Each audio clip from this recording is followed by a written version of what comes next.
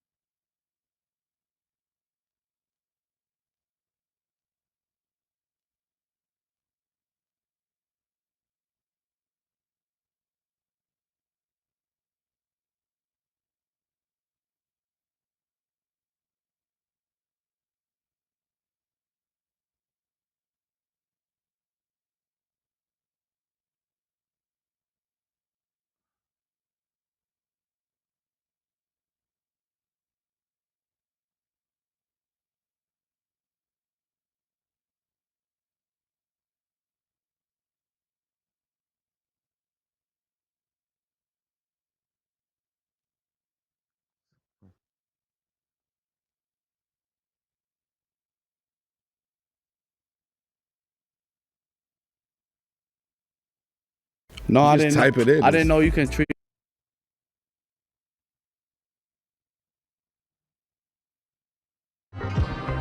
Stop and savor the strawberries.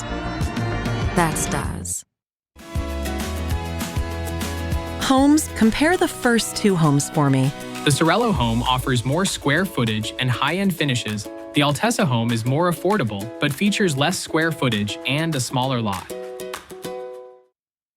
Webber. Okay. So that's more than what Chris Webber was doing. Okay. Not only was it more than Chris Webber was doing, on top of that, I was the best defensive big in the game. Okay. On the best team, because we went to the Western Conference Championship that year. No, you didn't. In It was 2002. the Lakers and Kings. It was the Lakers. Thank you. 60 freaking beat. So in 2003, he was like 60 at the first year as well.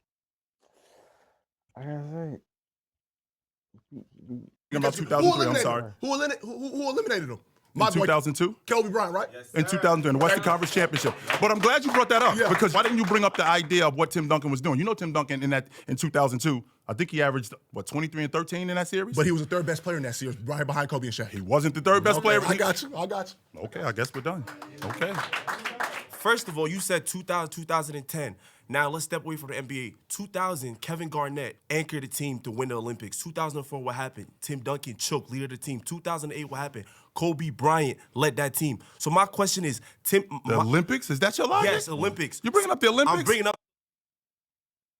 I didn't know that it was bad measurement. Like Larry Brown was like really offering. It wasn't like he hasn't he had like the specimen as a head coach. It's crazy enough that everybody didn't sequence that like it was like early Carmelo Anthony, a rookie Carmelo Anthony, a rookie LeBron James, and a rookie D Wade. In the second year, Amari Stoudemire. All of them were not like fully prepared. We're doing about to do. So The Are Olympics. you bringing up the Olympics? Hold up. Okay, I'm sorry, bringing go up. ahead. I'm bringing Go it ahead. up because Tim Duncan was just the poster child for the best franchise in the NBA. He was not the best. He was just the poster child. Listen, what Tim Duncan had was structure, right? We talk about 15 first team all defensive. How many defensive player of the years did Tim Duncan had? So zero. Zero. Exactly. He had all defensive first team teammates. Bruce Bowen. Even when he was winding down, what does the NBA give him? Kawhi Leonard. David Robinson was defensive player. How many guys played with guys that were None of those guys made the all-defensive team. David Robinson did not make the all-defensive team when he was with Tim Duncan. That's number one. That's number. Shoulda, woulda, coulda doesn't work. So first of all, let's get back to the Olympics. Okay. So I don't know if you know this, but Larry Brown. Yeah. Do you know the guys that played the least amount of minutes? Yes, on that? Melo. That's the excuse. Melo, LeBron. They gonna do all that. Keep going.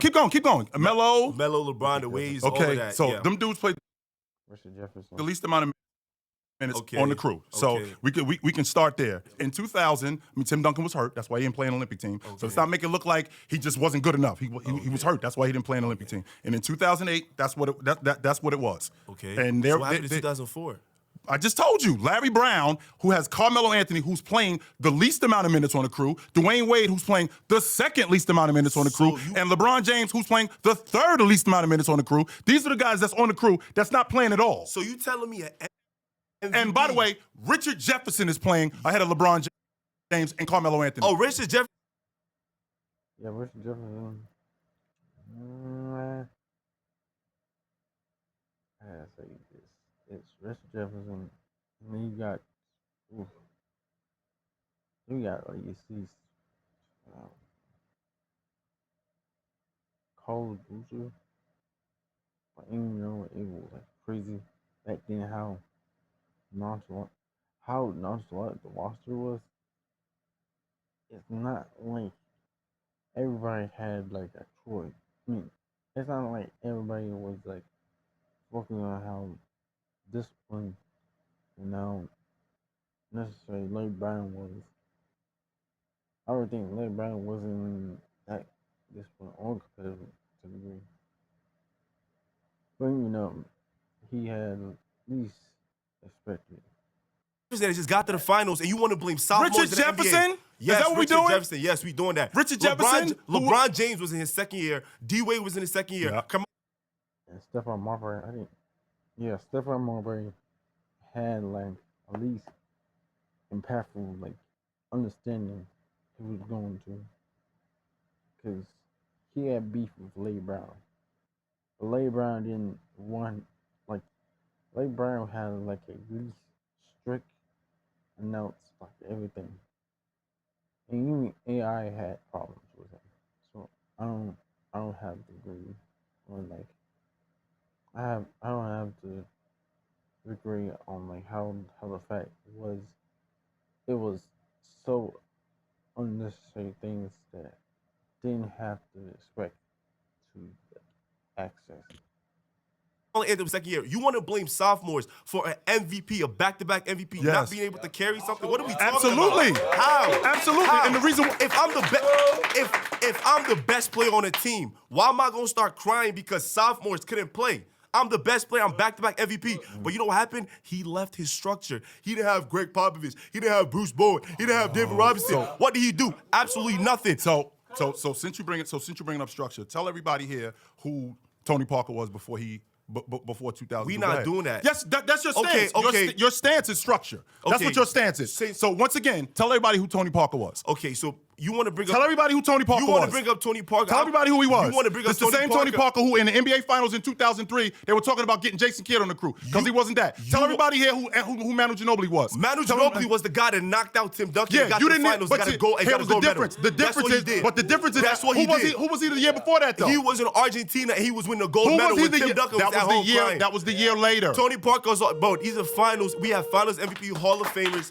That's what happened. Tim Duncan is the least influential superstar in NBA history. When we talk about certain players like Steph Curry, we talk about their influence. Now today, nobody plays like Tim Duncan. We mentioned Weber. We mentioned KG. All the forwards today play like them. How do you feel like Tim Duncan's game would translate in the modern NBA? I think he'd be the best player in the game today. Can't shoot. Doesn't pass Can't well. shoot what? Wait. I'm not done. Keep going. Can't guard in space. I don't even think he'd be able to play. Can't shoot. Can't shoot what? 38% on long twos. Is that Doesn't Finals. The difference That's what he is, did. but the difference is, That's what he did. Who was he the year before that though? He was in Argentina. He was